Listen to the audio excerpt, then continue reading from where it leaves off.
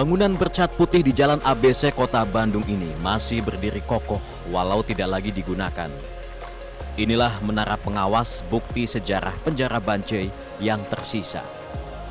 Menara pengawas penjara Bancai dipertahankan sebagai warisan. Oleh penjajah Belanda, penjara Bancai digunakan untuk menahan para pribumi yang melakukan tindakan kriminal dan perlawanan politik. Kompleks penjara Bancai dibangun oleh pemerintah Hindia Belanda pada abad ke-19. Luas seluruh area penjara mencapai 1 hektar. Pada 1930, Soekarno pernah mendekam di Bancai karena dituduh melakukan pemberontakan.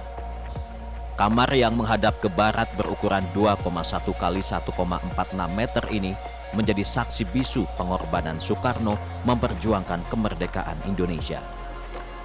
Yang dulu kan yang di sel di sini 4 orang ya, Pak Gatot Mangkupraja, Pak Maskun, Supradinata.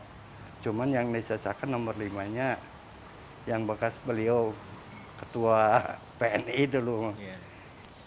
Itu waktu dulu kan di sini ada 16 sel tahanan politik.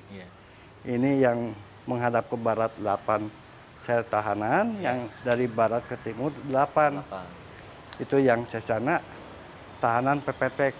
Kalau sekarang umum lah kelas menengah ke bawah gitu. Di dalamnya terdapat barang-barang yang pernah digunakan Soekarno seperti tempat tidur, bantal, selimut, sajadah, buku-buku, dan bendera kecil.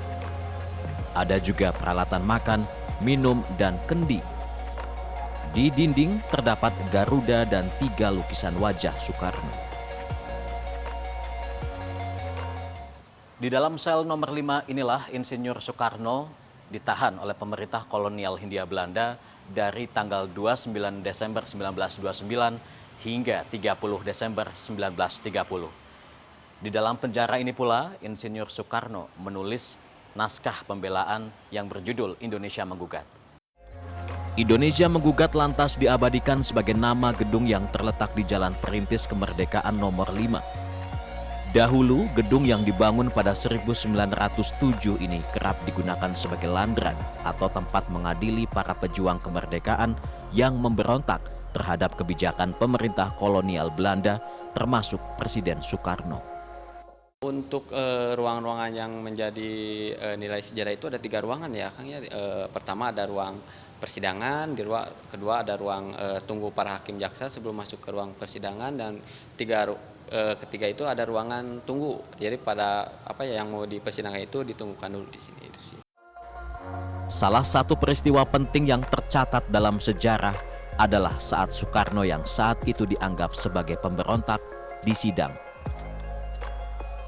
Ruangan ini menjadi saksi bisu bagi para tokoh pejuang kemerdekaan Indonesia, yaitu Soekarno dan 3 orang rekannya dari Partai PNI, yaitu Gatot Mangkupraja, Maskun, dan Supradinata yang pernah diadili oleh pemerintah Hindia Belanda pada tahun 1930. Dalam persidangan yang digelar, Soekarno melakukan pembelaan dengan membacakan pledoi yang berkaitan dengan penderitaan rakyat Indonesia.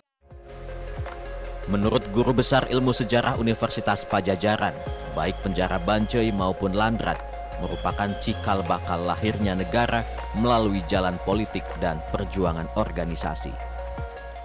Di tengah-tengah banyak pergerakan, dulu organisasi pergerakan itu melakukan politik kooperatif, jadi bekerja sama, memilih bekerja sama, Soekarno non kooperatif mengambil. Jadi siap yang sangat bersebangan, dan itu dilakukan dan dipandang oleh kami menjadi sangat berbahaya.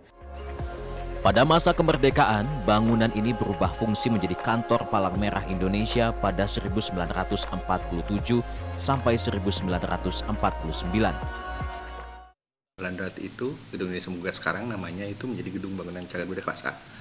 Nah, kenapa jadi penting? Karena menjadi saksi sejarah perjuangan bangsa Indonesia kan gitu.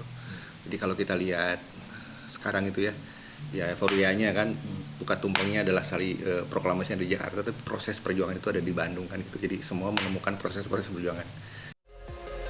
Sejak 2007, gedung yang berusia ratusan tahun ini menjadi tempat wisata sejarah dan penyelenggaraan berbagai kegiatan sosial, seni, dan diskusi.